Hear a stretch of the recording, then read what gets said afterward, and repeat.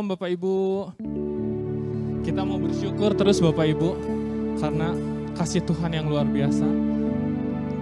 Tuhan telah mengumpulkan kita di sini kembali dalam persekutuan doa online pada malam hari ini. Kita mau fokus sama Tuhan malam hari ini. Kita mau rasakan hadirat Tuhan. Sebelum kita memulai PD online pada malam hari ini Bapak Ibu, kita buka dengan tanda kemenangan kita. Dalam nama Bapa dan Putra dan Roh Kudus, amin. Terima kasih Tuhan, Allah Bapa yang bertahta dalam kerajaan surga, kami mengucap syukur dan terima kasih atas berkat-Mu hari ini yang Kau limpahkan kepada kami. Kau mengumpulkan kami kembali di sini dalam keadaan sehat tanpa kekurangan satu apapun ya Tuhan. Terima kasih juga Tuhan atas karunia-Mu. Siapkan hati kami Tuhan, buka hati kami, layakkan keberadaan kami untuk memberikan pujian dan penyembahan yang terbaik untuk Engkau Tuhan. Karena kami tahu Tuhan, Kau sungguh baik untuk kehidupan kami.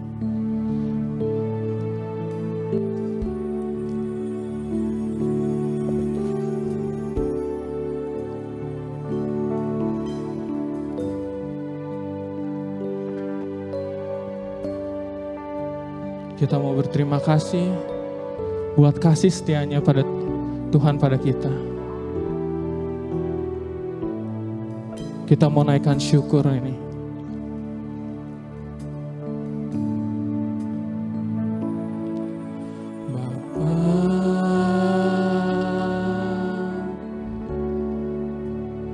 Engkau sungguh baik, kasih-Mu melimpah di hidupku. Bapa, kami berterima kasih. Bapa,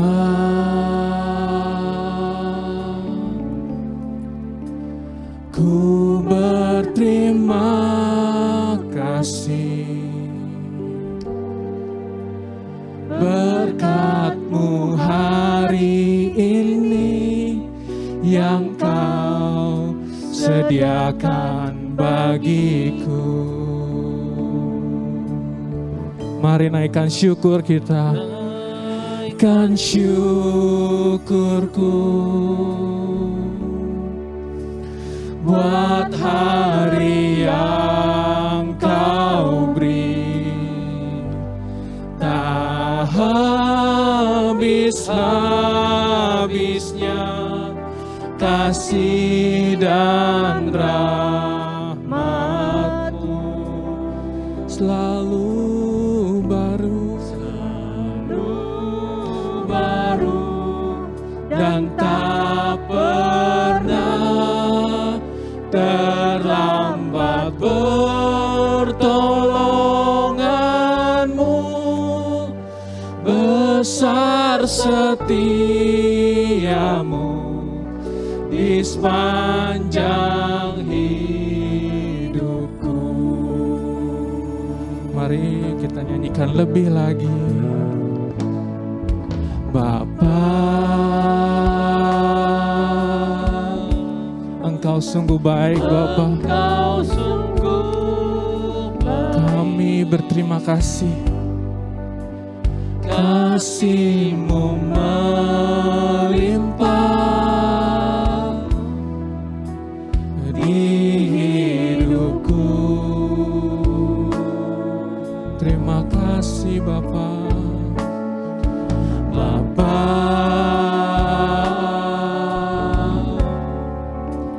ku berterima kasih. Berkat-Mu hari ini yang Kau sediakan bagiku. Kami mau naikkan syukur kami. Naikkan syukurku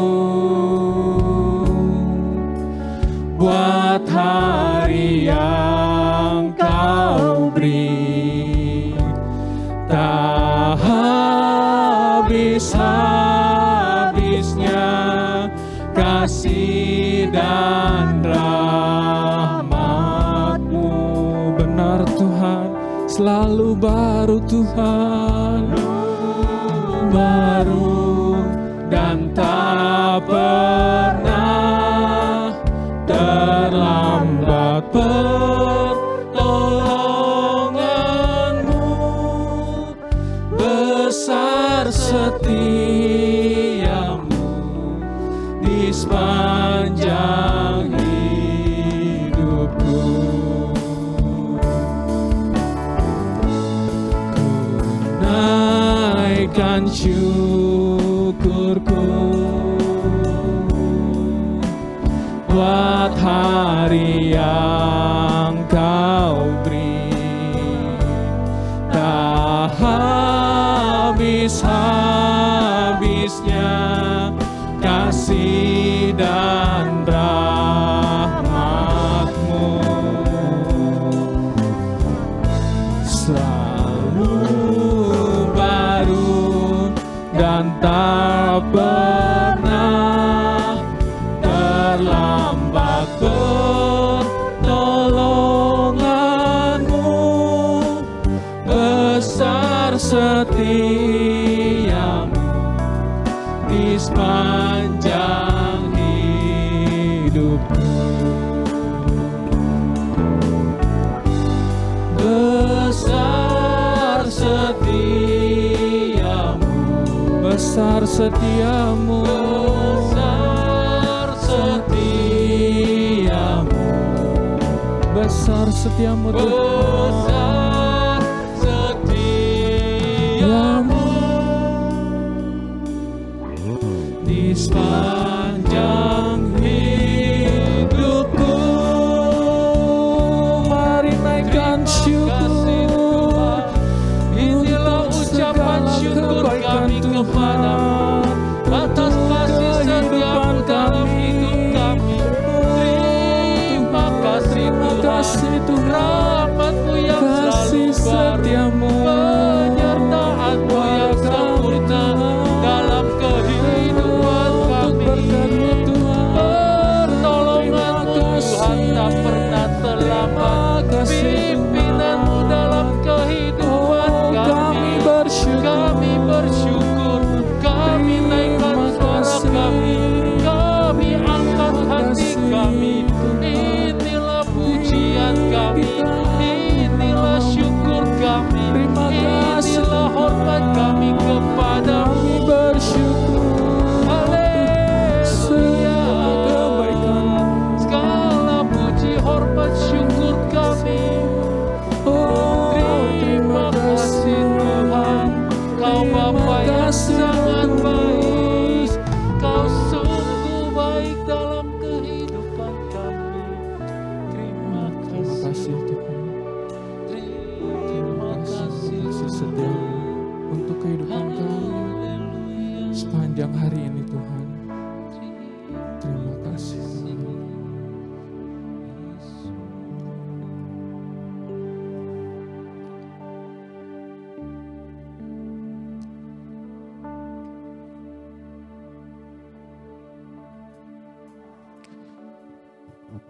Terima kasih Tuhan untuk kasih setiamu yang selalu Kau berikan pada kehidupan kami.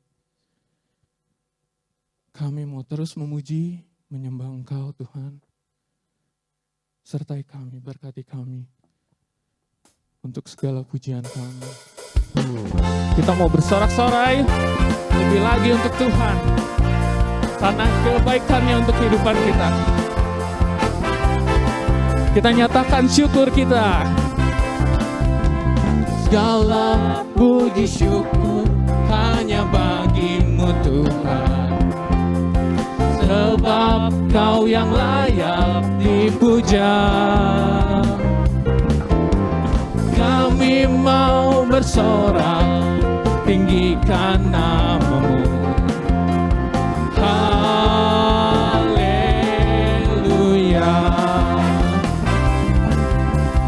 Segala puji syukur hanya bagi-Mu Tuhan, sebab sebab Kau yang layak dipuja. Kami mau bersorak, tinggikan nama-Mu. Haleluya. Mari sorakan haleluya. Soraklah haleluya. Soraklah haleluya. Haleluya. Sekali lagi. Soraklah haleluya. Soraklah haleluya. Haleluya. Kita naikkan syukur kita. Segala puji syukur hanya bagi-Mu Tuhan. Kau yang layak dipuja. Kami mau bersorak, tinggikan nama-Mu. Haleluya.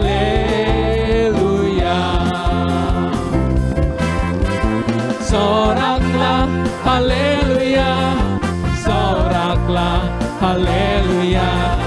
Haleluya.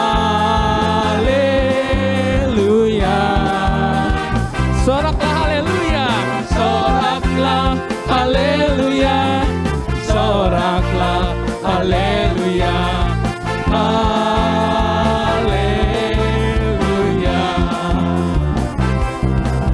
Umat yang di rumah boleh sama-sama nyanyi. Haleluya.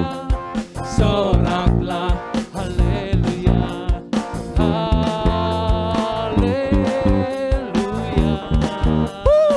Soraklah haleluya.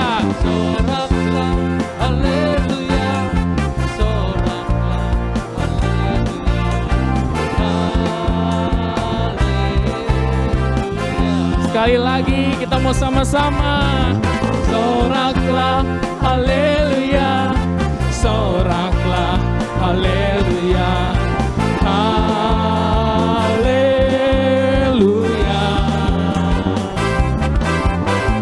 Soraklah haleluya. Soraklah haleluya. Haleluya.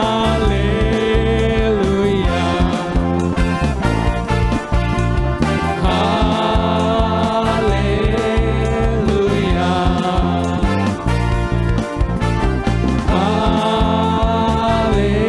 Haleluya. Haleluya. Puji nama Tuhan. Kita mau terus selalu bersyukur. Kita mau terus memuji Tuhan.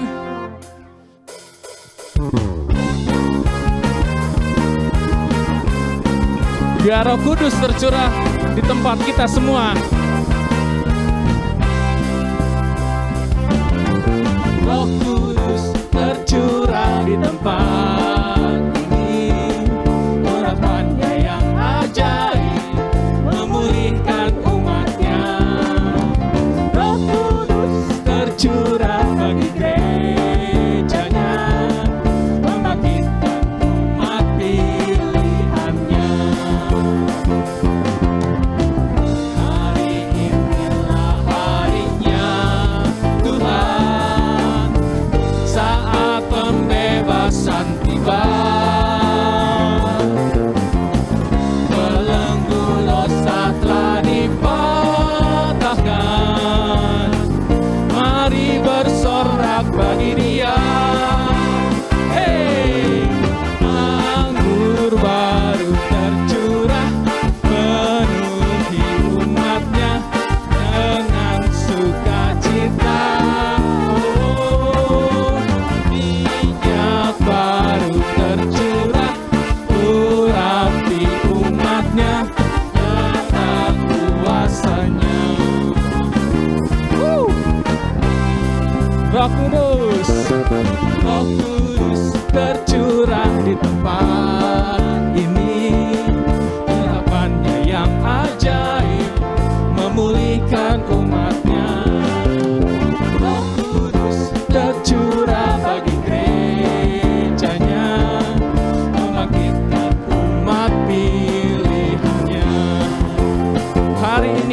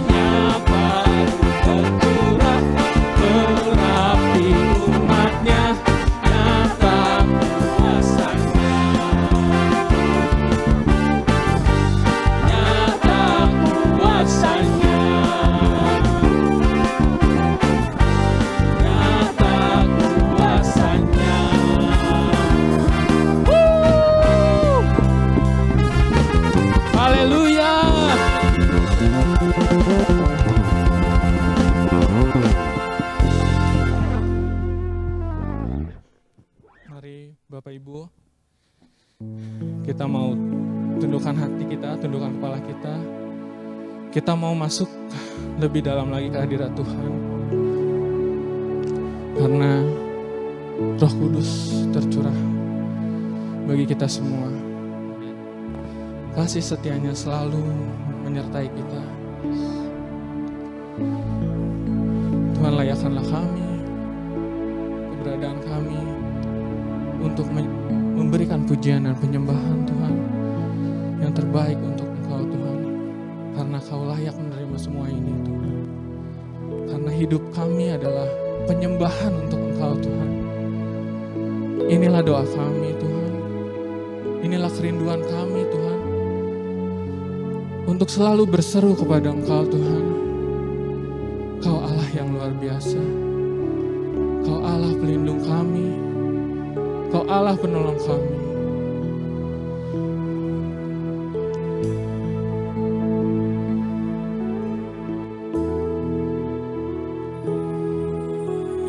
Pujian dan syukurku ku bawa padamu. Dengan rendah hati ku persembahkan.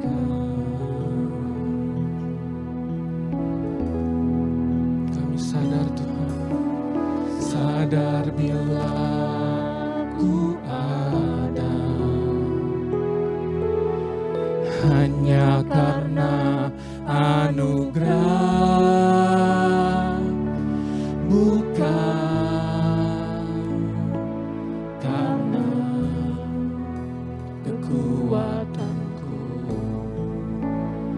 Kami tahu Tuhan, ku tahu hidupku adalah penyembahan. Kau ciptakanku dalam kemuliaan-Mu. Kami tahu Tuhan, ku tahu hidupku berharga di mata-Mu. Segenap hidupku persembahkan.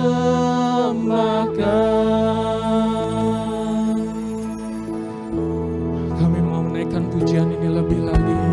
Pujian dan Yes, syukur kami bersyukur Tuhan untuk segala karunia-Mu Tuhan. padamu. Benar Tuhan. Dengan rendah hati ku persembahkan.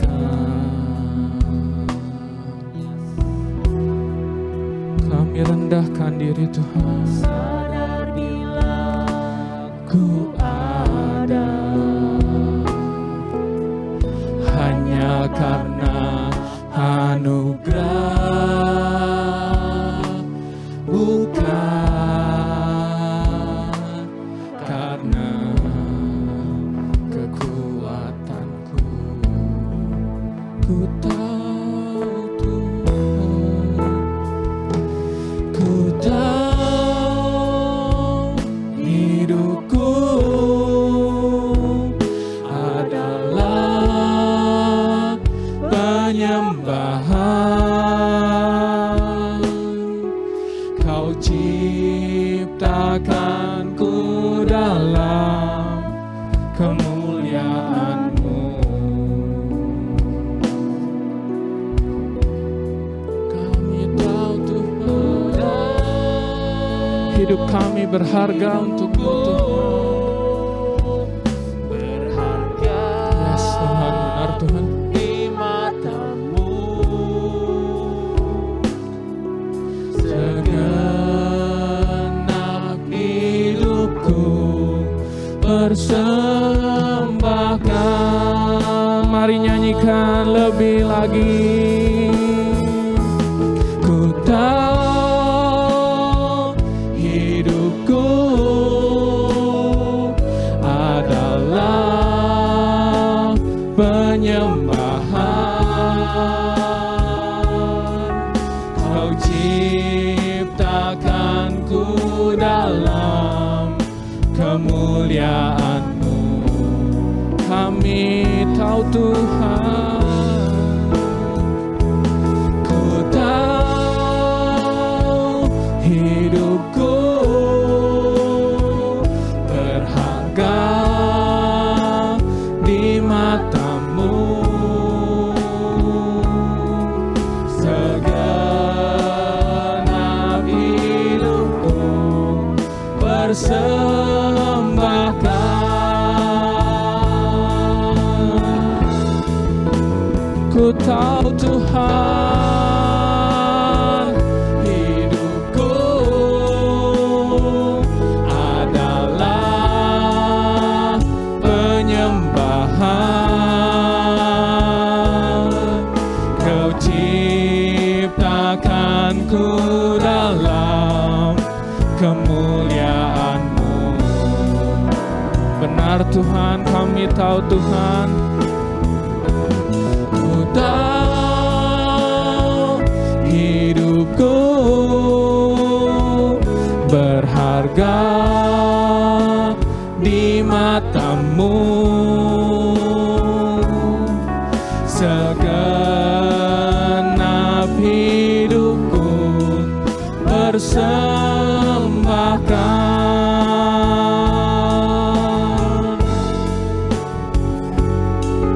Segenap hidupku persembahkan.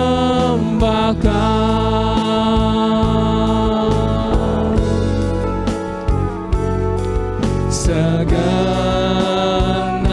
hidupku persembahkan. Mari sembah Tuhan, mari sembah Dia. Kami tinggikan Engkau Tuhan. Haleluya. Kami sembah, kami tinggikan. Inilah doa kami Tuhan. Kami berharga untuk-Mu Tuhan. Kau sungguh luar biasa. Oh, terima kasih. Kami sembah Engkau selalu Tuhan. Oh, haleluya. Kami sembah terus Engkau. Kami tinggikan Kau Raja yang bertahta. Oh, terima kasih. Haleluya. Haleluya Tuhan. Kami sembah Engkau Tuhan.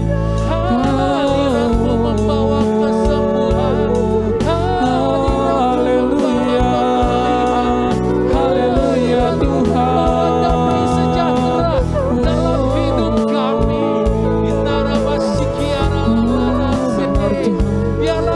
Hidup kami adalah menyembahkan untuk Engkau Tuhan. Pakai terus kami Tuhan. Terima kasih Tuhan. Terima kasih Roh Kudus. Benar Tuhan, terima kasih Tuhan. Terima kasih Tuhan. Terima kasih. Kami sembah Engkau Tuhan. Oh, terima kasih Tuhan atas segala jamahan-Mu dalam tempat ini Tuhan. Dimanapun kami berada Tuhan, di tempat kami masing-masing Tuhan. Terima kasih Tuhan. Kami tahu kami berharga di mata-Mu Tuhan. Kalau sebentar kami akan mendengarkan firman-Mu. Terima kasih Tuhan, Kau telah mengirim anak-Mu Brotimi untuk mengabarkan sukacita tentang Engkau Tuhan. Kau siapkan hati kami Tuhan, untuk Engkau beracara Tuhan. Sembunyikan kami di balik salib-Mu Tuhan. Terima kasih Tuhan, terima kasih Roh Kudus. Dalam nama Tuhan Yesus kami telah berdoa dan mengucap syukur. Terima kasih Tuhan, amin. Kami persilahkan Bro Timi.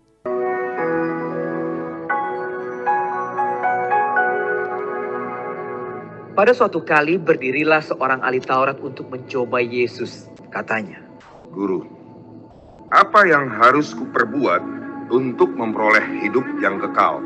jawab Yesus kepadanya. Apa yang tertulis dalam hukum Taurat? Apa yang kau baca di sana? Jawab orang itu, Kasihilah Tuhan Allahmu dengan segenap hatimu, dan dengan segenap jiwamu, dan dengan segenap kekuatanmu, dan dengan segenap akal budimu. Dan kasihilah sesamamu manusia seperti dirimu sendiri. kata Yesus kepadanya. Jawabmu itu benar. Perbuatlah demikian, maka engkau akan hidup. Tetapi untuk membenarkan dirinya, orang itu berkata kepada Yesus. Dan siapakah sesamaku manusia? Jawab Yesus, Adalah seorang yang turun dari Yerusalem ke Yeriko. Ia jatuh ke tangan penyamun-penyamun yang bukan saja merampoknya habis-habisan, tetapi yang juga memukulnya, dan yang sesudah itu pergi meninggalkannya setengah mati. Kebetulan ada seorang imam turun melalui jalan itu. Ia melihat orang itu, tetapi ia melewatinya dari seberang jalan. Demikian juga seorang Lewi datang ke tempat itu. Ketika ia melihat orang itu, ia melewatinya dari seberang jalan. Lalu datang seorang Samaria yang sedang dalam perjalanan ke tempat itu. Dan ketika ia melihat orang itu, tergeraklah hatinya oleh belas kasihan.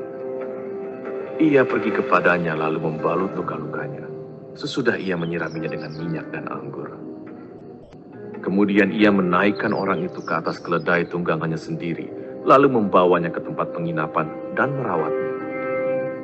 Keesokan harinya, ia menyerahkan 2 dinar kepada pemilik penginapan itu. Katanya, rawatlah dia, dan jika kau belanjakan lebih dari ini, aku akan menggantinya waktu aku kembali. Siapakah di antara ketiga orang ini, menurut pendapatmu, adalah sesama manusia dari orang yang jatuh ke tangan penyamun itu? jawab orang itu. Orang yang telah menunjukkan belas kasihan kepadanya.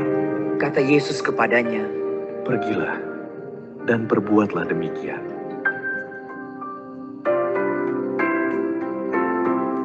Demikianlah Injil Tuhan, terpujilah Kristus. Shalom semua, selamat malam Bapak Ibu, Saudara-saudari, bisa dengar suara saya? Oke, terima kasih.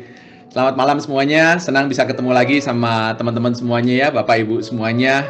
Sudah 1 tahun lebih nih berarti ya, terakhir saya ingat waktu saya ke Persekutuan Doa Paulus ini, terakhir itu tepat kira-kira beberapa saat, nggak lama habis itu lockdown. Jadi ini salah satu pewartaan offline terakhir saya nih waktu itu sebelum pandemi. Rindu rasanya bisa ngelihat kalau umat semuanya ngumpul banyak, ada tim pujiannya langsung hadir. Tapi saya percaya bahwa hari ini Tuhan kumpulkan kita semua di sini, walaupun secara online, tapi Tuhan benar-benar nyata pasti di tengah-tengah kita semuanya. Bapak Ibu semuanya, perkenalkan sekali lagi, mungkin ada yang belum kenal saya, nama saya Timi, saya nama lengkapnya Timotius Theophilus. Saya dari Persekutuan Doa Santo Laurentius di Sukajadi, Bandung. Saya ayah dari 2 orang anak, istri saya Vili namanya, anak saya namanya Tobi dan Josie. Ada beberapa mungkin di sini yang kenal juga. Oke, teman-teman semuanya, saya kerja di bidang IT. Hobi saya tuh IT, bahkan jauh sebelum smartwatch semuanya berkembang, semua saya tuh banyak hobi pakai peralatan teknologi sampai kerja depan komputer semua. Dan biasanya anak saya tuh selalu komplain kalau ngelihat saya tuh kerja depan komputer gitu ya. Karena katanya menurut dia, saya itu nggak merhatiin gitu.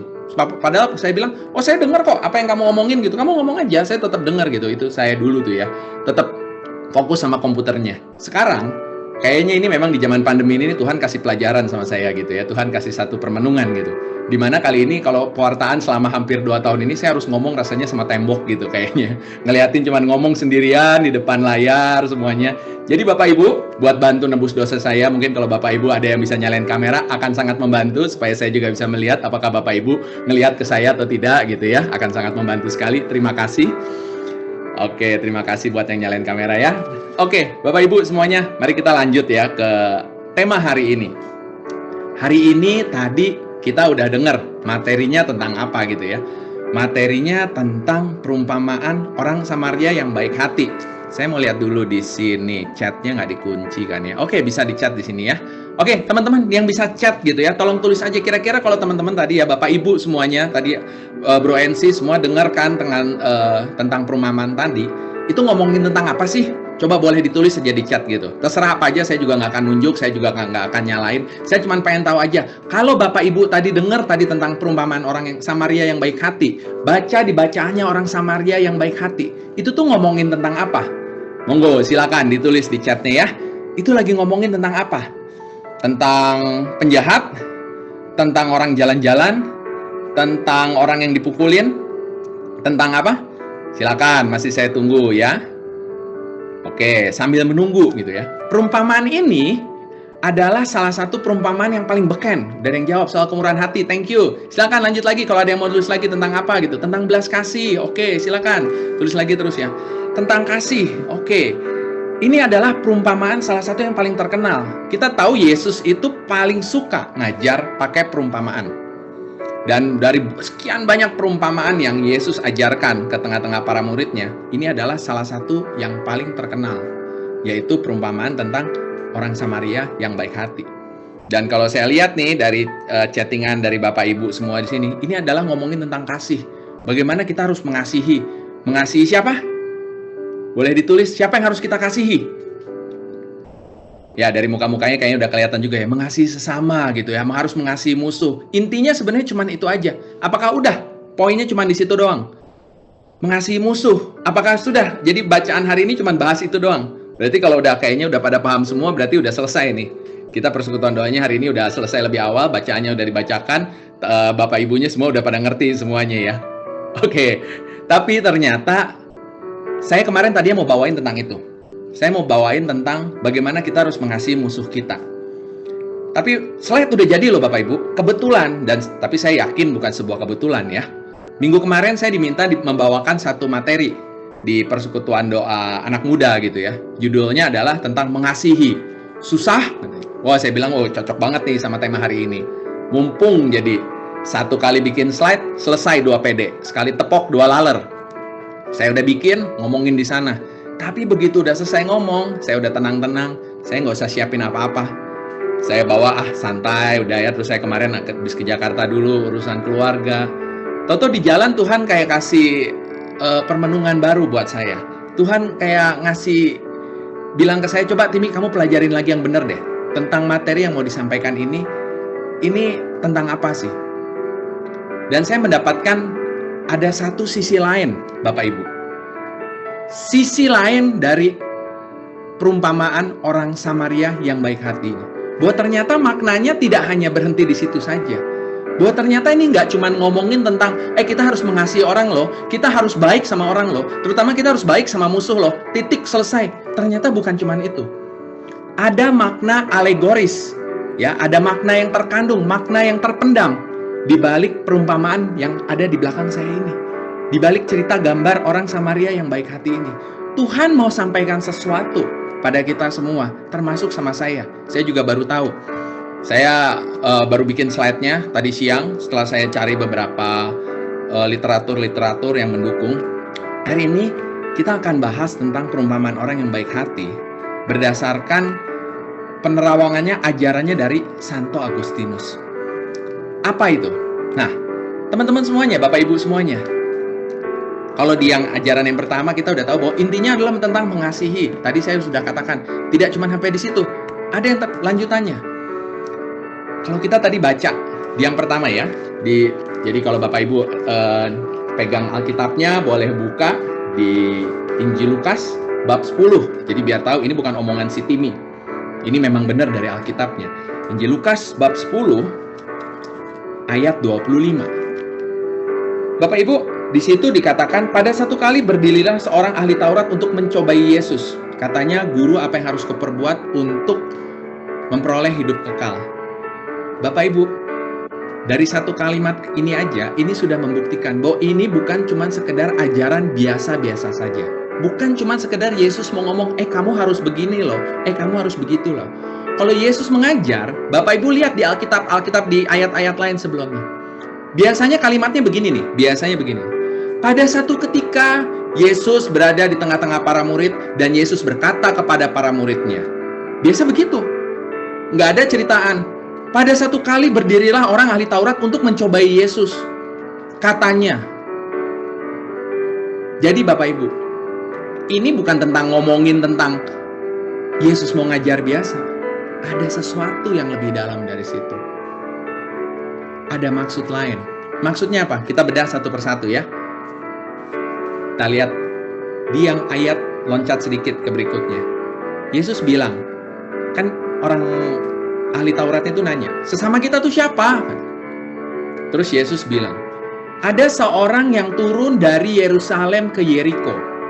Ia jatuh ke tangan penyamun-penyamun yang bukan saja merampoknya habis-habisan, tapi yang juga memukulnya, dan sesudah itu meninggalkannya setengah mati. Bapak Ibu, Santo Agustinus bilang bahwa bacaan ini bukan cuma bercerita tentang kasih, tapi ini bercerita tentang Anda dan saya, bercerita tentang kita. Yerusalem, saya belum pernah ke Yerusalem, tapi saya cari beberapa literatur tentang Yerusalem. Yerusalem itu berada di sebuah kota yang ketinggiannya itu kira-kira 728 meter di atas permukaan laut. Kurang lebih mirip lah dengan kota Bandung. Cuman kayaknya nggak sesejuk di sini karena sini sangat lembab sekali. Di sana kalau saya lihat itu agak kering. Tapi suhunya kurang lebih mirip di 23 derajatan juga. Hari ini tadi saya cek juga suhunya di 24 derajat gitu. Ketinggiannya sama-sama 700 meter. Jadi ada di gunung juga sama seperti kita. Bandingkan Bapak Ibu dengan Yeriko. Yeriko itu bedanya, Yeriko itu ada di bawah. Yeriko itu ada bukan di ketinggian 500 meter. Yeriko itu ada di ketinggian minus 250 meter di bawah permukaan laut. Yeriko itu ada di bawah. Yerusalem sama Yeriko itu bedanya atas sama bawah. Jadi ada orang yang turun, pada saat di sini dikisahkan kan, ada seorang yang turun dari Yerusalem ke Yeriko. Jadi dia lagi turun dari kondisi dari atas ke bawah. Yerusalem sendiri itu dikisahkan sebagai sebuah kota yang bagus, kota yang indah, kota yang kudus gitu ya. Kotanya Tuhan gitu. Sedangkan Yeriko itu adalah kota yang penuh dengan duniawi. Jadi kisah ini mau bercerita tentang seseorang yang dalam kondisi jatuh dari yang tadinya dekat sama Tuhan. Dari yang tadinya dekat dengan Tuhan, dia jatuh ke bawah. Teman-teman semuanya, oke saya kecilin sedikit ya, kegedean sedikit ada di sini. Mudah-mudahan sudah cukup segini. Oke, Bapak Ibu semua saudara-saudari yang terkasih, kisah ini jadi mau bercerita tentang seseorang yang turun, tentang seseorang yang mulai jauh dari Tuhan. Dan seperti halnya kita nih, saya, pada saat saya jauh dari Tuhan, saya juga dirampok, saya juga dipukul, saya juga ngerasa ditinggalkan. Oleh siapa? Sama dosa. Dosa itu ngerampok kita. Dosa itu ngebikin kita jauh dari Tuhan. Rasanya dosa itu ngebikin kita tuh nggak punya apa-apa. Dosa itu ngebikin rasanya kita tuh udah benar-benar habis-habisan, udah sampai, udah nggak tahu lagi deh mesti ngapain. Makanya mungkin Bapak Ibu, kalau yang mungkin kita banyak mendengar ya berita-berita di luar gitu ya. Karir udah ada, harta udah ada, keluarga ada, tapi bunuh diri. Kenapa? Kayaknya udah stres, kayaknya udah jauh, kayaknya nggak ada lagi yang bisa dipertahankan buat di hidup ini. Itu orang yang jauh dari Tuhan. Kayaknya udah habis-habisan. Kisah ini juga bicara tentang seperti itu. Pada saat manusia jatuh dari Tuhan, jatuh ke dalam dosa. Dosa akan mukulin dan ngerampok habis-habisan sampai kita nggak punya apa-apa rasanya. Sampai kita tuh benar-benar stres. Ini saya pernah alami dulu. Pada saat saya jauh dari Tuhan, saya bukan orang yang dekat sama Tuhan dulu ya. Saya ini baru dekat sama Tuhan mungkin kira-kira 6-7 tahun terakhir. 30 tahun lebih, 35 tahun saya hidup itu nggak tahu Tuhan. Jadi saya cuma ngerasanya bahwa pokoknya ya udahlah, Tuhan tuh ada di Alkitab gitu. Tuhan tuh pokoknya ada di pelajaran agama. Ya udah, saya jalanin aja seperti itu. Tapi pada saat saya jatuh, saya benar-benar nggak ngerasa seperti nggak punya apa-apa. Apa maksudnya terus di sini? Kita lanjut lagi ya, baca lagi berikutnya. Tuhan mau ngomong apa lagi di sini? Pada saat si orang itu, orang yang dikisahkan si Yahudi ini udah tergeletak jatuh, udah nggak tahu lagi mau ngapa-ngapain, udah tinggal nunggu mati begitu aja. Ada yang lewat. Siapa yang lewat? Yang lewat adalah seorang imam. Imam lewat, tapi dia cuek aja, dadah aja. Apa yang dikatakan dari seorang imam di sini? Imam itu bicara tentang apa? Imam di sini, Bapak Ibu, imam ini bicara tentang kemampuan kita untuk bisa membedakan yang baik dan yang benar. Kemampuan kita buat baca nih, udah tahu Alkitab, tahu aturan. Kan imam Yahudi, ahli Taurat Yahudi, ini orang-orang yang tahu loh tentang hukum Taurat, tahu loh tentang perbedaannya, harusnya kata Tuhan tuh harus begini, kata Tuhan harus begitu, kata Tuhan harus begono gitu. Harus jalanin itu semuanya. Tapi dia lewat aja. Bapak Ibu, imam di sini mau mengatakan pada saat kita lagi ngerasa hancur, merasa kita lagi benar-benar ditinggal, pada saat kita ngerasa lagi udah benar-benar nggak punya siapa-siapa. Kalau kita cuma tahu baca Alkitab tok saja, baca saja. Kita tahu, Alkitab kita tahu, kita jalani, kita tahu 10 perintah Allah. Tapi itu nggak cukup buat nyelamatin kita. Itu akan lewat begitu aja. Yang berikutnya apa? Habis itu ada lagi orang lewat. Orang lewat berikutnya siapa? Orang Lewi. Orang Lewi lewat, terus digimanain? Pergi aja, cuek. Bapak Ibu, orang Lewi ini ini cerita tentang siapa? Orang Lewi ini kalau di kisahnya, Lewi ini bicara tentang bangsa satu suku yang khusus, dikhususkan buat melayani Tuhan. Jadi dari 12 suku itu dipilih satu suku ini harus fokusnya buat pelayanan. Jadi kalau kita masuk nih katanya ke bait Allah, masuk ke dalam bait Allah, masuk ke dalam tenda Allah situ, itu yang ngelayanin orang Lewi semua. Mereka yang siapin kurban bakaran, mereka yang siapin ininya, mereka yang siapin itunya semua. Orang yang penuh dengan pelayanan. Tapi orang Lewi aja lewat, celong. Gitu aja. Apa yang mau dikatakan dari kisah Lewi di sini, cerita Lewi di sini? Orang Lewi di sini mau cerita bahwa kadang-kadang, bukan kadang-kadang ya, banyak pelayanan kita kuat. Kita pelayanan, prodiakon, guru sekolah minggu, tatib gereja, pelayanan di mana-mana. Tapi kadang pelayanan itu pun nggak cukup loh buat nyelamatin kita dari jurang keterpurukan kita.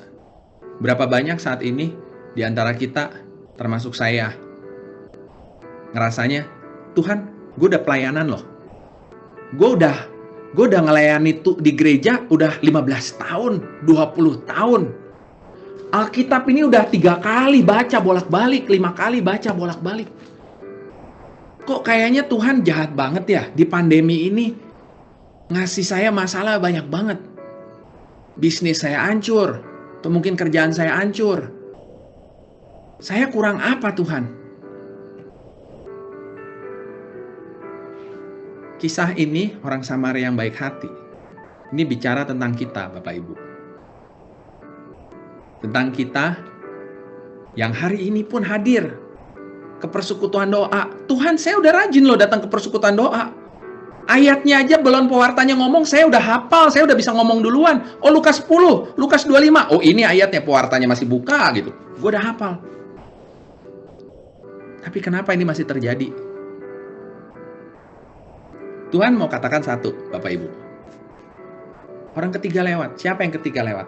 Orang Samaria. Lalu datanglah seorang Samaria yang sedang dalam perjalanan ke tempat itu, dan ketika ia melihat orang itu, tergeraklah hatinya oleh belas kasihan. Bapak Ibu, tergeraklah hatinya oleh belas kasihan. Sounds familiar nggak? Rasanya pernah dengar nggak kalimat kayak gitu? Tergeraklah hatinya oleh belas kasihan. Baca di Markus 1 ayat 41, di Matius 20 ayat 34, di Lukas 7 ayat 13. Yesus menghidupkan orang mati, Yesus menyembuhkan orang buta, Yesus menyembuhkan orang sakit, Yesus memberi makan orang banyak. Kalimatnya sama percis. Tergeraklah ia oleh belas kasihan. Siapa yang bisa menyelamatkan kita jadinya? Yesus. Bukan Alkitabnya. Bukan mungkin patung-patung yang mewakili karakter-karakter benda sucinya. Banyak dari kita bilang, kita punya benda suci loh. Kita punya rosario, udah diberkati oleh Bapak Uskup, sampai Bapak Paus mungkin semuanya. Tapi kenapa hidup nih masih kayak begini? Karena bukan di sininya. Tapi di dalamnya. Apakah di dalam Alkitabnya ini ada Yesus tidak? Apakah Yesus benar-benar jadi hadir di tengah kita, menjadi pusat dari kita? Atau cuma kita sekedar sebagai formalitas doang? Bapak Ibu, di sini juga dikatakan, datanglah seorang Samaria. Kenapa bukan orang Lewi yang udah jelas orang baik? Atau imam aja deh. Imam juga orang baik, nggak semua imam. Orang jahat pasti imam zaman dulu. Ada yang baiknya juga. Kenapa ngomongnya di sini orang Samaria? Bapak Ibu, orang Samaria bercerita tentang satu suku juga nih di kerajaan Israel Utara zaman dulu waktu Israel terpecah nih, Israel Utara sama Israel Selatan. Samaria nih katanya asal usulnya nih dari orang-orang di Israel Utara itu. Orang-orang yang dimusuhin kan, kalau yang sekarang nih katanya dari Israel Selatan nih, keturunan Yahudi. Yang atas itu kan dikuasai, dicaplok. Nah, supaya adat budayanya semua hilang, dikirim soal semua musuh semuanya suruh nemplok lah di situ. Jadi dibikin sukunya itu hilang, bercampur lah, udah lagi nggak ada ras murni. Mirip mungkin kalau sekarang ya, beli binatang peliharaan, beli gogok gitu ya. Beli gogok yang di pet shop yang resmi ada surat-suratnya kan lebih berharga katanya dibanding beli yang campuran yang nggak tahu emak bapaknya turunan apa. Nah, jadi katanya orang Samaria ini udah keturunan campuran, udah nggak berharga. Orang yang udah kecampur sama musuh deh pokoknya semua. Kenapa Tuhan pilih orang Samaria buat menggambarkan karakternya pada saat dia datang buat menyelamatkan kita? Tuhan mau katakan satu di sini Bapak Ibu. Tuhan mungkin nggak suka sama perbuatannya orang Samaria, tapi dia tidak membenci orang Samaria. Sama seperti Tuhan mungkin nggak suka sama orang berdosa saat ini. Dia bukan nggak suka sama dosanya, bukan nggak suka sama orangnya, tapi dia nggak suka sama dosanya. Tapi dia tetap menyayangi orangnya. Dia tetap menyayangi si pendosanya. Yang dia benci itu adalah dosanya, bukan orangnya. Tuhan mau katakan satu, bahwa kalau Tuhan mau datang, dia bisa datang di mana aja, termasuk di musuh Anda. Di musuh kita. Orang yang paling kita benci, itu Tuhan bisa berkarya loh lewat dia loh. Saya pernah dulu waktu saya baru mulai pelayanan jadi guru sekolah minggu ya. Saya masih baru awal, penuh dengan semangat. Saya ngajar semuanya gitu ya. Wah, pokoknya saya mau ngajar. Saya pelayanan di gereja sebagai guru bina iman, Bapak Ibu. Saya ngajar pakai jadi guru bina iman yang berbasis teknologi, pakai proyektor, pakai speaker. Di saat guru-guru lain tuh kalau ngajar waktu itu cuman bener-bener ngomong doang. Saya pakein segala teknologi. Wah, pokoknya intinya anak-anak happy lah, diajak main game terus, diajak main sulap semuanya. Tapi satu ketika ya, saya tuh nggak suka sama salah satu koordinator ini. Dia nggak banyak ngomong gitu ya, tapi kerjanya protes melulu. Saya selalu jauh dari dia dah pokoknya. Sekali waktu saya ketemu sama dia di luar, dia ngobrol sama saya. Lagi ngebahas segala, dia langsung ngomong. Lihat muka saya, dia langsung ngomong. Timi, sejak kamu ada di sini ya, bina iman anak ini kacau. Nggak bener, kamu harus banyak belajar. Sejak kamu ada di sini, ngaco bina iman anak. Bapak Ibu, kalau Anda jadi saya kira-kira ngapain? Gile loh, kita tahu orang Katolik kalau pelayanan tuh nggak digaji. Saya nggak digaji, saya keluarin waktu, alat-alat saya bawa sendiri semuanya. Saya ngerasa, gile, siapa lu berani ngocehin gua? Rasanya kesel banget waktu itu. Pengen mundur. Tapi Bapak Ibu, Tuhan tuh berkarya lewat siapapun aja. Ngasih tahu tuh lewat siapapun aja. Ngasih jalan keselamatan lewat siapapun aja. Termasuk lewat orang yang kita kesel. Lewat omongan yang keras itu, saya baru sadar bahwa memang selama itu, saya tuh ngaco. Saya kan ngajar waktu itu cuma berbasis teknologi. Saya bingung mau ngajar apa gitu. Oh, Nabi Musa, ya udah saya munculin program Nabi Musa. Saya ngomongin Nabi Nuh, saya munculin Nabi Nuh. Saya mau ngomongin tentang Yesus, saya munculin program tentang Yesus. Sampai satu ketika, berapa bulan sudah itu saya ditanya sama koordinator yang lain. Timi, hari ini temanya apa? Oh, Nabi Nuh, Tante. Kaitannya dengan kalender liturgi hari ini apa? Kalender liturgi.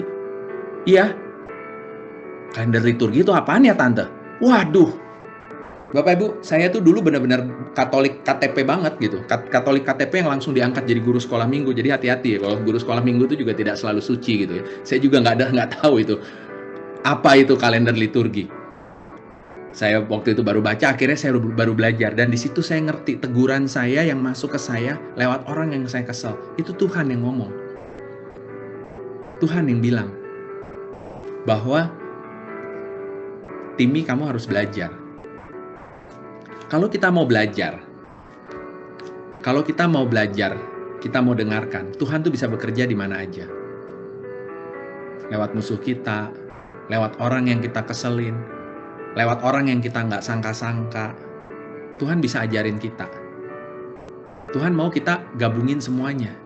Bukan cuma sekedar ngarepin bahwa kita itu, oh iya udah hafal mati Alkitab. Udah bisa nyanyi pujian sampai non-stop semuanya, wah.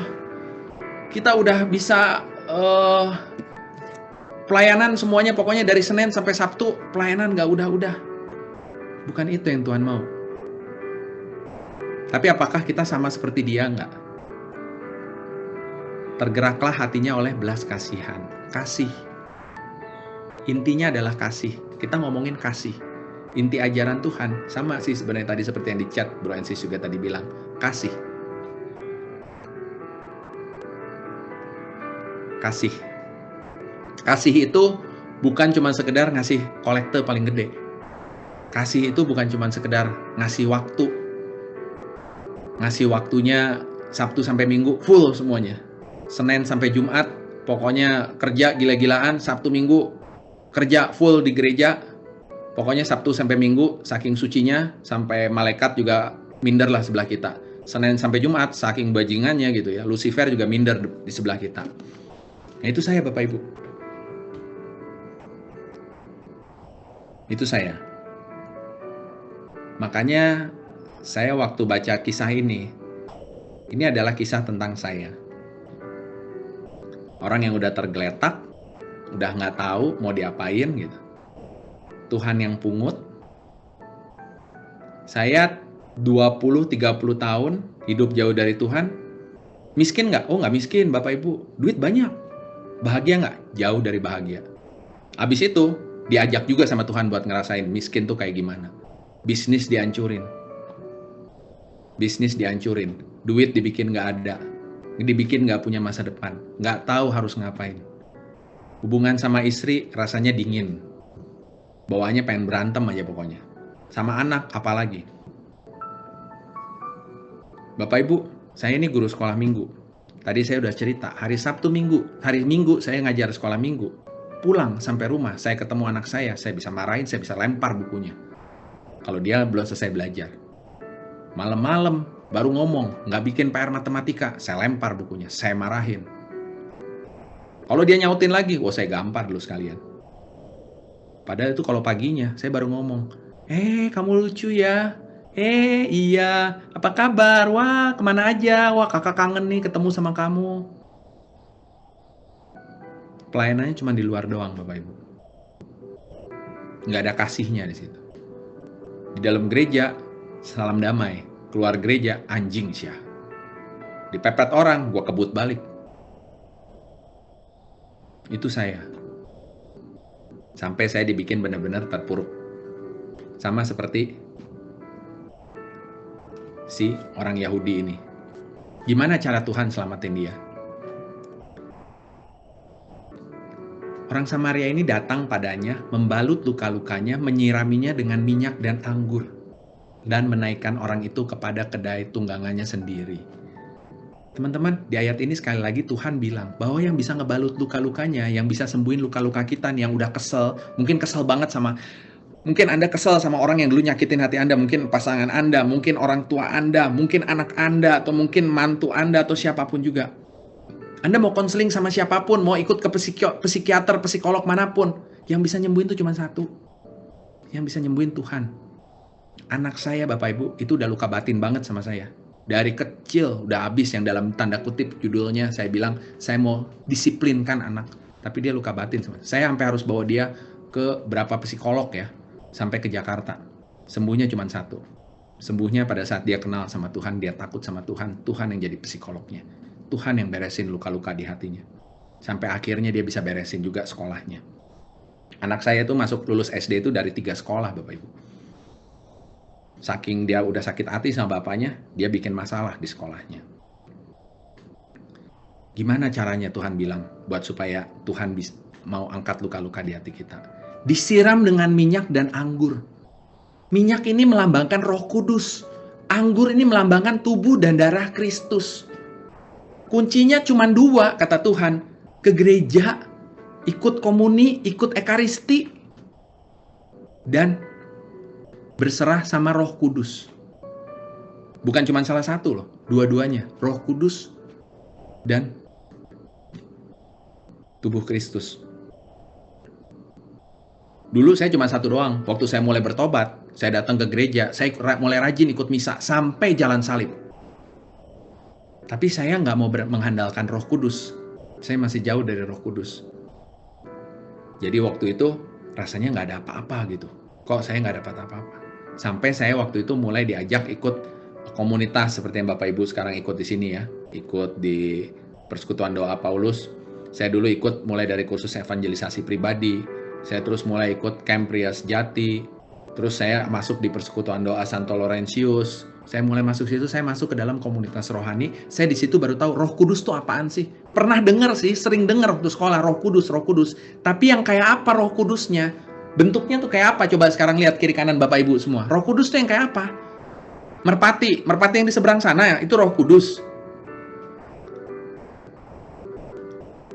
Komunitas itu, lewat komunitas rohani yang benar, Bapak Ibu akan belajar Roh Kudus itu nyarinya di mana, dapetinnya gimana, mengandalkannya gimana. Jadi ikutin terus nanti komunitas ini.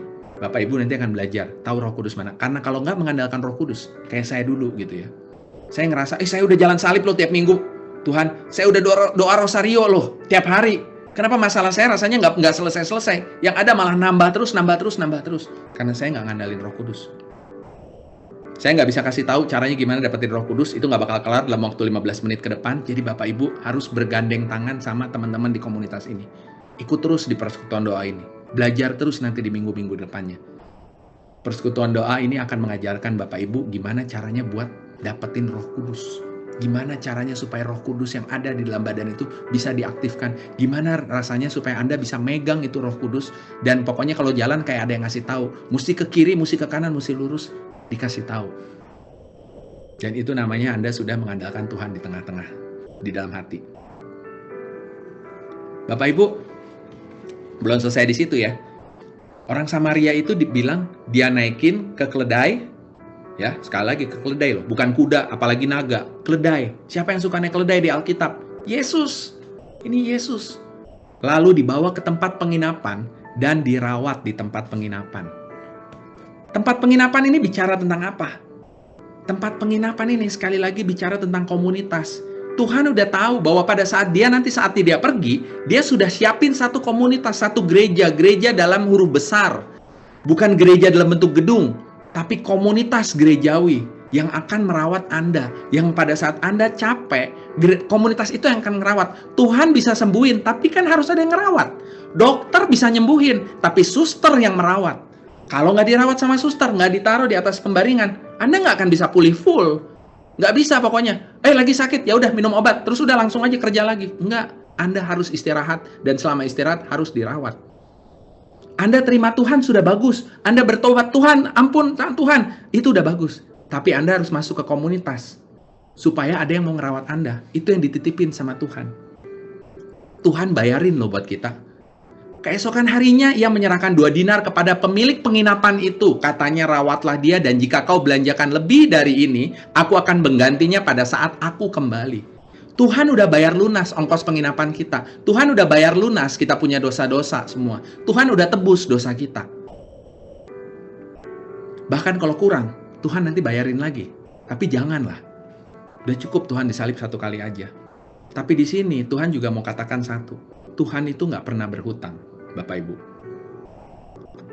Pada saat Anda nanti sembuh, Tuhan juga mengharapkan Anda seperti pemilik penginapan ini.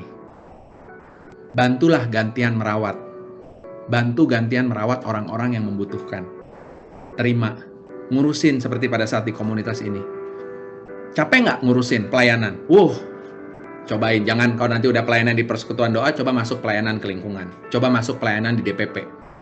Pelayanan di persekutuan doa nggak ada apa-apanya begitu masuk DPP. Saya bukan bilang di DPP itu lebih luar biasa atau gimana ya, saya bukan orang DPP. Tapi di persekutuan doa itu masih baik biasanya. Tuhan masih, ya itu baru pelatihan, baru kursus. Tapi the realnya adalah sebenarnya bukan cuma di DPP. Begitu Anda keluar dari komunitas rohani, masuk ke keluarga, masuk ke paroki, masuk ke lingkungan, masuk ke tempat kerja, itu pelayanan yang sesungguhnya. Bisa nggak pada saat orang lain marah-marah pada Anda? Marah bikin kesel. Waduh, ini kerjaan harusnya udah beres, gara-gara ini orang dibikin kesel. Terus Anda malah bilang, aduh Tuhan berkati dia Tuhan ya, semoga nanti dia bisa terus melaksanakan tugasnya dengan baik. Atau Anda bilang, gara-gara lu kerjaan gue jadi tambah susah. Bisa nggak Anda doain? Bisa nggak Anda memberikan dengan kasih? Tuhan mau kita merawat loh. Merawat dengan kasih. Kalau kita ngurusin, kita mau pelayanan, Tuhan mau katakan satu, Tuhan nggak pernah berhutang. Bapak Ibu, saya mau cerita sedikit ya. Saya juga pelayanan di Paroki Santo Laurentius kemarin sebagai tim multimedia di seksi KDKB, Komunitas Doa Kristus Bangkit. Ini adalah komunitas untuk pelayanan buat orang-orang yang sudah meninggal gitu ya, bikin misa arwah dan kawan-kawan. Satu ketika, berapa bulan yang lalu, mama saya diizinkan buat menderita COVID. Mama saya ini usianya 72 tahun. 72 tahun, survivor kanker paru. Jadi paru-parunya udah dioperasi, tinggal sebelah. Saya dikasih tahu sama adik saya, mama positif. Pada saat kemarin, lagi seru-serunya COVID, banyak-banyaknya itu di Jakarta. Saya dibilang mama saya positif COVID. Wah, saya bilang saya udah nggak tahu lagi mesti gimana ya. Mesti diapain ini si mama. Waktu itu udah mau dibawa ke rumah sakit juga, rumah sakit penuh. Kondisi sih masih sehat, cuman nggak kehilangan penciuman sama batuk-batuk. Adik saya bilang, kok udah bawa aja ke rumah sakit yuk. Loh, kenapa dibawa ke rumah sakit? Kan sekarang masih sehat. Itu rumah sakit penuh semua loh, kata dia. Kalau besok si mama darurat, kita nggak punya oksigen dan dibawa ke rumah sakit pun itu belum tentu diterima. Sekarang aja kalau mau dimasukin ke rumah sakit itu harus bayar. Tapi aku ada kenalan susternya yang ini. Nanti susternya pokoknya katanya di resepsionis kasih berapa juta, nanti dikasih masuk dah ke tempat isoman yang buat pasien-pasien itu. Aman, kemarin temanku sekeluarga masuk sana semua. Waduh, Bapak Ibu. Nomor satu, saya asa nggak rela gitu ya. Mama saya masih kelihatan sehat, dibawa ke rumah sakit, nanti dimasukin sama orang-orang yang udah positif juga gitu. Terus nomor dua, masa iya mau masuk rumah sakit aja sekarang kudu nyogok gitu. Dan saya tahu berapa banyaknya orang di luar sana yang mau masuk rumah sakit aja nggak bisa. Antri ambulansnya. Terus kita suruh nyuri gitu kesempatan mereka. Saya bilang waktu itu ngobrol, istri saya juga ngomong, istri saya juga nggak setuju. Saya juga mikir satu, kalau sampai mama saya lewat sampai surga, kayaknya pintunya juga diblokir tuh sama Petrus. Karena mama saya nyelak antrian. Waktu itu terus akhirnya saya nggak tahu lagi mau gimana gitu ya. Udahlah, bawa dalam doa, saya bawa berserah. Besoknya terus saya tugas di KDKB itu. Saya lagi tengah-tengah bertugas, adik saya nelpon. Iya udah si mama dirawat di rumah kan jadinya. Terus obatnya aja kita siapin semua yuk di rumah. Ya udah disiapin. Pada saat lagi siapin obat semua di rumah gitu, Bapak Ibu tahu apa yang terjadi? Obat tuh kosong di mana-mana. Nyari obat itu, obat buat pasien COVID, nggak bisa dapet di mana-mana. Termasuk yang gratisan itu yang dari pemerintah nggak ada waktu itu. Saking paniknya. Sistem juga kacau. Mama saya yang udah jelas PCR-nya positif pun aja ngecek di aplikasi itu tulisannya di situ masih negatif. Jadi nggak bisa buat minta obat dari pemerintah. Laporan PCR-nya itu ternyata sama lab-nya tidak diteruskan ke Kemenkes. Jadi kita nggak bisa minta obat. Ya udah katanya suruh nyari obat ini, obat apa? Avigan. Semua yang lain udah berhasil dapat adik saya. Tinggal satu obat ini yang nggak dapat, Avigan. Nyari di mana-mana. Ada yang jual.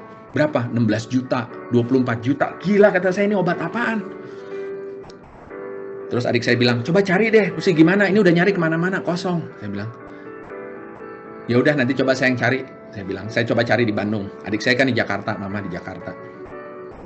Padahal saya waktu itu udah lagi pusing. Saya sebentar lagi harus tugas buat di misa orang mati. Saya udah coba cari pengganti, nggak ada yang bisa ngegantiin. Sedangkan adik saya udah ribut, mama saya suruh nyari obat. Terus akhirnya saya waktu itu, saya tetap aja, ya udah. Tuhan waktu itu kayak ngomong sama saya, udah Timi pokoknya kamu jalanin bagian kamu, saya akan jalanin bagian saya. Saya tugas di situ, yang kepikiran saya cuma satu waktu itu. Kirim message ke grup PDPKK. Saya nggak tahu lagi mau nge-broadcast kemana. Saya cuma broadcast di WA grup PDPKK, saya tulis, teman-teman, tolong mama saya begini, kita lagi nyari obat begini, belum dapat. Mungkin kalau ada yang kenalan, ada yang tahu obat ini bisa ditebus di mana, kasih tahu, kita mau tebus. Karena waktu itu 16 juta pun nggak ada yang mau jual. 20 juta aja nggak ada yang mau jual. Harga normalnya itu obat tuh 3 juta kalau nggak salah. 24 juta aja nggak ada yang mau jual waktu itu. Saking kosong di mana-mana. Saya cuma broadcast, saya tugas. Bapak Ibu, apa yang terjadi? Waktu saya tugas, handphone saya nggak stop bunyi. Sampai saya harus matiin dulu, saya tutup dulu. Semua orang sibuk japri saya, kasih tahu obat itu bisa ditebus di mana. Bahkan beberapa ada yang ngasih tahu, tuh di situ ada, di sini ada, gue masih punya begini. Selesai tugas, istri saya juga sampai bilang, ini banyak yang nelponin ke dia ngasih tahu nih, ada yang punya stok segini, ada lagi dicoba dicekin di situ. Akhirnya saya ambil satu, ada satu yang bilang, bro, butuh Avigan? Gua ada, tapi tunggu ya, ntar sore, gua masih lagi di jalan, ntar sore pulang kerja, nanti gua kirim ke tempat lo. Bapak Ibu, saya nggak tahu itu orang siapa. Saya cuma lihat bahwa kita satu grup di pelayanan di kelompok lain. Tapi saya nggak pernah ngomong sama dia. Saya nggak tahu ini orang siapa. Saya juga cari namanya juga di profilnya. Ini orang siapa ya namanya? Mau dikasih, saya tanya, bro terima kasih. Berapa harganya? Biar saya mau transfer. Dia bilang apa? Nggak usah bro, ambil aja. Bapak Ibu, Tuhan nggak pernah berutang. Tuhan bilang, Timi jalanin bagian kamu. Tuhan yang akan beresin. Kalau Anda saat ini pelayanan rasanya berat, ngebagi waktu antara pekerjaan, pelayanan. Rasanya pelayanan malah bikin tambah stres, tambah apa semua karena Anda merasa terbeban. Ngerasa karena aduh harus ngejalanin pelayanan sambil bekerja, sambil begini. Bapak Ibu, saudara-saudari terkasih, Tuhan nggak pernah berutang. Dia udah bilang di situ.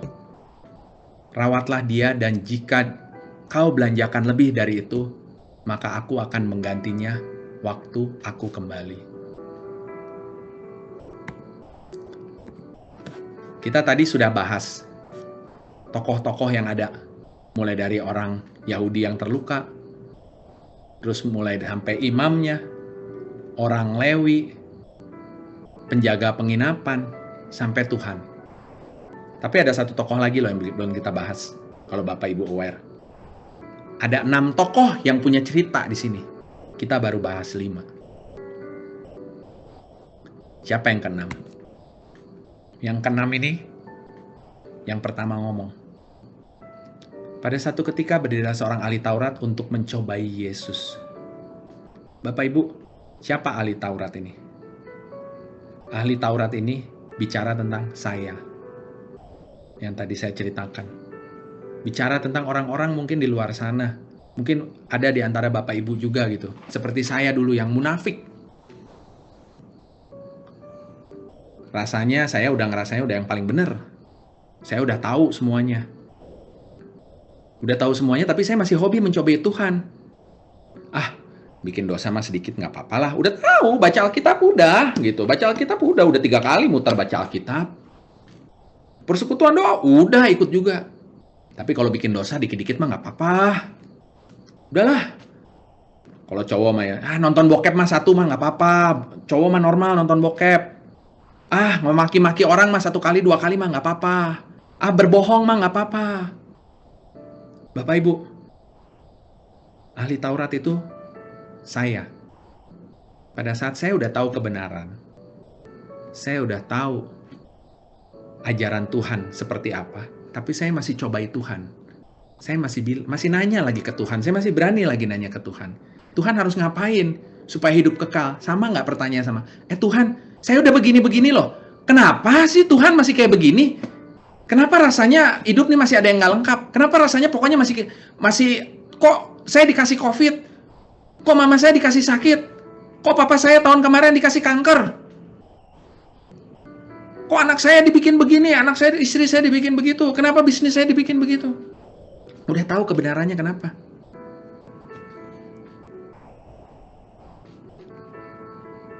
Tuhan bilang di sini, jangan jadi seperti ahli Taurat itu.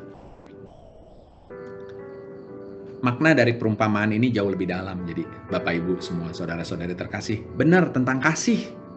Benar, ini ngomongin tentang kasih. Tapi kuncinya satu, Tuhan sangat mengasihi Anda dan saya. Tuhan sayang. Dan Tuhan bisa kerja lewat siapa aja, termasuk orang-orang yang jadi musuh Anda. Jadi jangan pernah lupa doain mereka.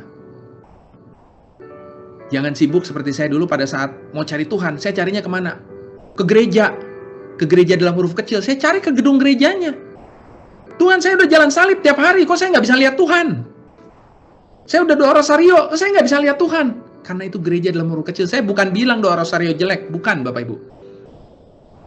Tapi Tuhan tidak hanya hadir dalam doa rosario. Tuhan hadir dalam setiap saat, setiap kondisi, setiap orang. Termasuk orang berdosa sekalipun. Tuhan bisa hadir, bisa nyentil kita dari situ. Bisa ngajarin kita dari situ.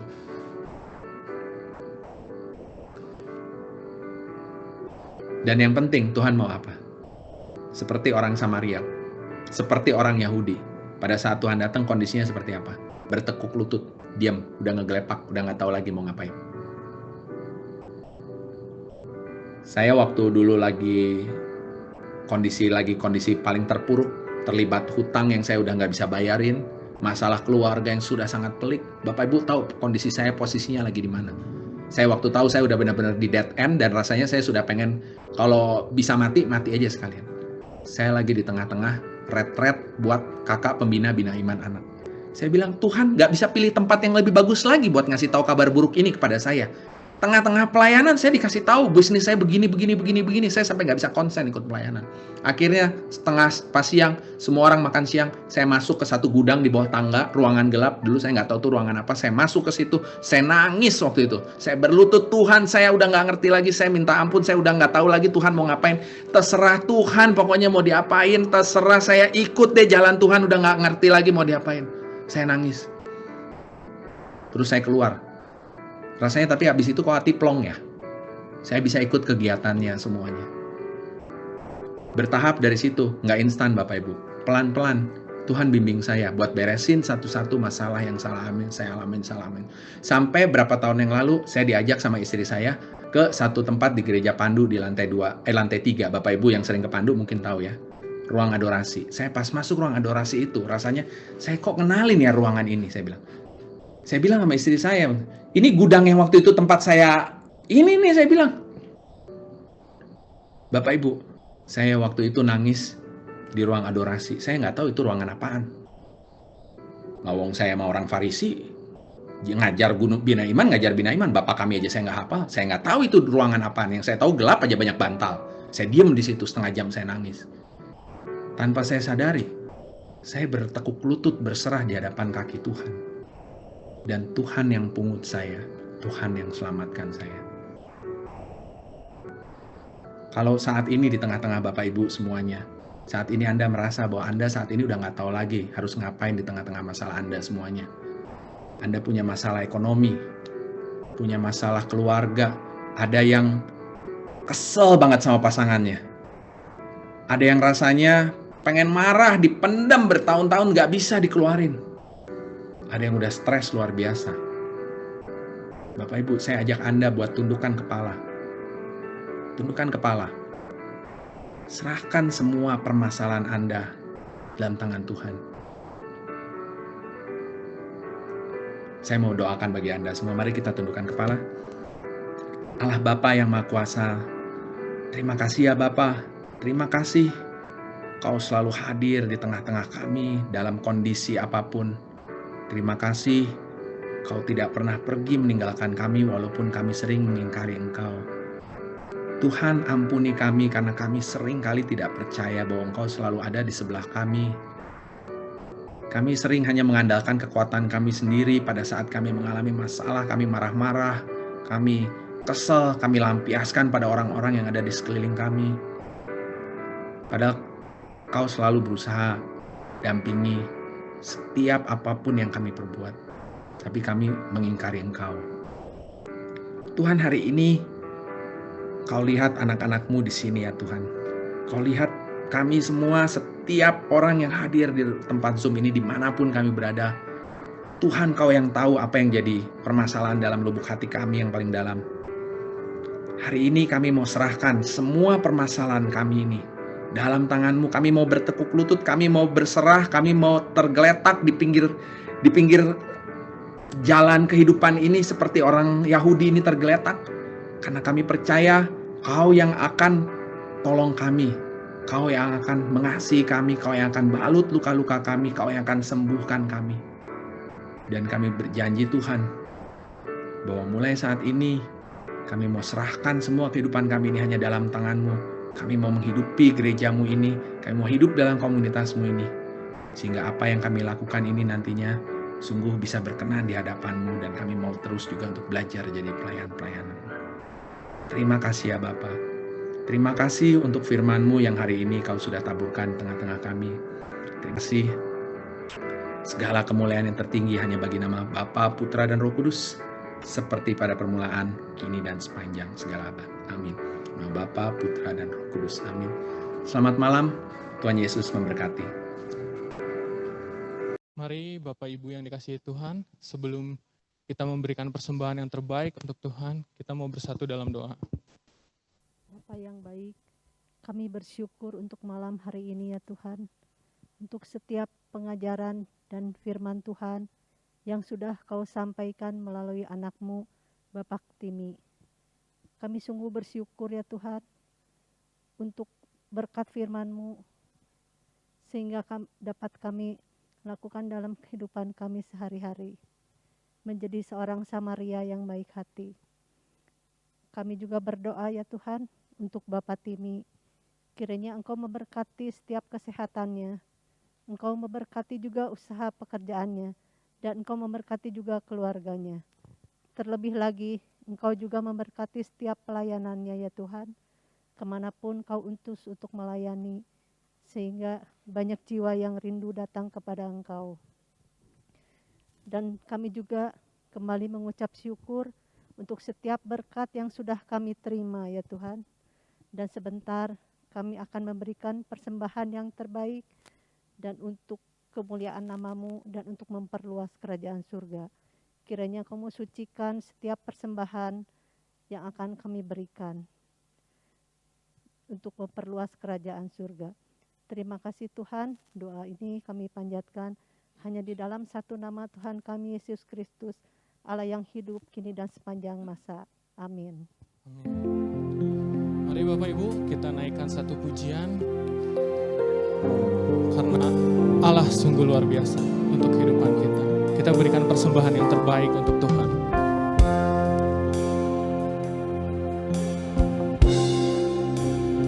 Kiranya Engkau memberkati aku berlimpah-limpah dan memperluas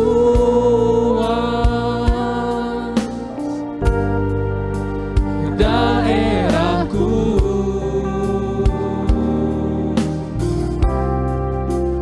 dan kiranya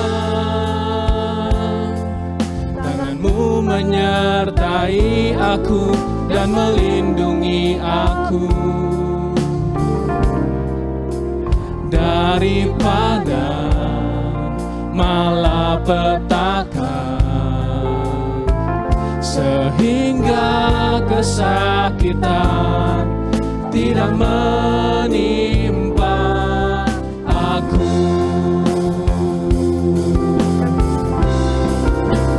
Kiranya Engkau memberkati aku berlimpah-limpah dan memperluas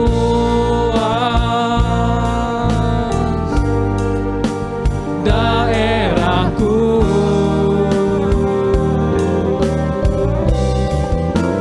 dan kiranya tangan-Mu menyertai aku dan melindungi aku daripada malapetaka, kesakitan tidak menimpa aku. Mendengar dan menjawab doaku. Puji nama Tuhan. Sebelum kita menutup persekutuan doa PD online pada malam hari ini, kita satukan dengan doa penutup. Tuhan, terima kasih Tuhan, Kau telah menyertai kami dari awal acara, pertengahan hingga akhirnya Tuhan. Kau hadir di sini, kami percaya Tuhan. Kau terus berkati kami, Kau terus sertai kami Tuhan untuk kehidupan kami selanjutnya Tuhan.